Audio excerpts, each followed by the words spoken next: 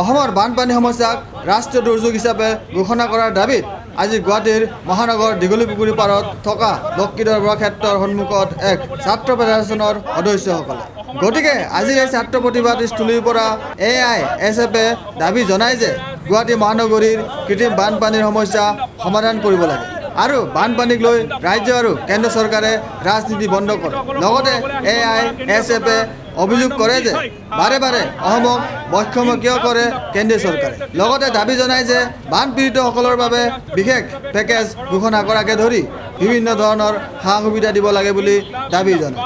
গতিকে আজিৰ এই অৱস্থান ধৰ্মঘটৰ জৰিয়তে এখন স্মাৰকপত্ৰ তিনিদপীয়া দাবী সম্বলিত ভাৰতৰ প্ৰধানমন্ত্ৰী নৰেন্দ্ৰ মোদীলৈ প্ৰেৰণ কৰে। আজিৰ ছাত্ৰ প্ৰতিবাদ ধৰ্মঘটত উপস্থিত থাকে AISFৰ ৰাজ্যিক সাধাৰণ সম্পাদক মাধুৰ্য বৰুৱা। তেওঁ ৰাইজৰ কংগ্ৰেছ আৰু কেন্দ্ৰৰ বিজেপি চৰকাৰক সমালোচনা কৰি কয়, নিখিল ভাৰত ছাত্ৰ ফেডাৰেশ্যনে আজি অসমৰ বানপানীক ৰাষ্ট্ৰীয় দুৰ্যোগ হিচাপে ঘোষণা কৰিব লাগে, এই বিষয়টো লৈ পিনি আমি আজি ইয়াত অৱস্থান ধৰ্মঘটত বহিছোঁ আৰু আমি এখনি স্মাৰকপত্ৰ ভাৰতৰ প্ৰধানমন্ত্ৰীলৈ প্ৰেৰণ কৰিছোঁ। আৰু সেই প্ৰধানমন্ত্ৰীলৈ প্ৰেৰণ কৰা আমি স্মাৰকপত্ৰখনত তিনিটা বিষয় আমি সংযোগ কৰিছোঁ। এই তিনিটা হ'ল যে প্ৰথমটো হ'ল অসমৰ বানপানীক ৰাষ্ট্ৰীয় দুৰ্যোগ হিচাপে ঘোষণা কৰক, দ্বিতীয়টো হ'ল যাতে অসমৰ যিসকল বন্যাৰ্থসকল আছে তেওঁলোকৰ ৰিহেবিলিটেশ্যনৰ বাবে যাতে অতি শীঘ্ৰে এটা আৰ্থিক পেকেজৰ ঘোষণা কৰক, আৰু তৃতীয়টো হ'ল যে এটা সম্পূৰ্ণ এটা সমাধান বানপানী আৰু গৰাখহনীয়াৰ বাবে তাৰ বাবে এটা ঘোষণা কৰক, এটা কিছু বিজ্ঞানসন্মত কিছু তেওঁলোকে পদ্ধতি গ্ৰহণ কৰক। তাক লৈ পিনি আমি তিনিটা দাবী লৈ পিনি আমি প্ৰধানমন্ত্ৰীলৈ আমি এখন স্মাৰকপত্ৰ প্ৰেৰণ কৰিছোঁ।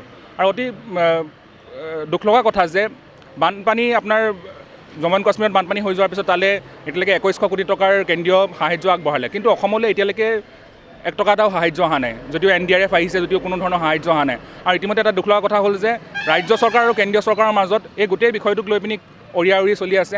কালি সৰ্বানন্দ সোণোৱালে আহি পিনি ক'লে ৰাজ্য চৰকাৰে জনোৱা নাই, ইফালে ৰাজ্য চৰকাৰে 1000 কোটি টকাৰ বিচাৰি আছে। ইফালে এই ৰাজনীতি চলি থকা সময়তে কিন্তু সাধাৰণ মানুহৰ কিন্তু জীৱন অতি দুখ লগা হৈ আছে আৰু মানুহে এতিয়াও আপোনাৰ বানপানী হৈ থকা অঞ্চলবিলাকত কিন্তু ৰাজপথত থাকিবলগীয়া হৈছে।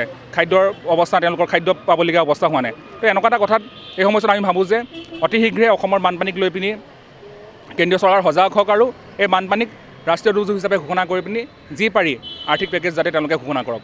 Video' journalist Sushanta Das, Sentinel news, Guwahati.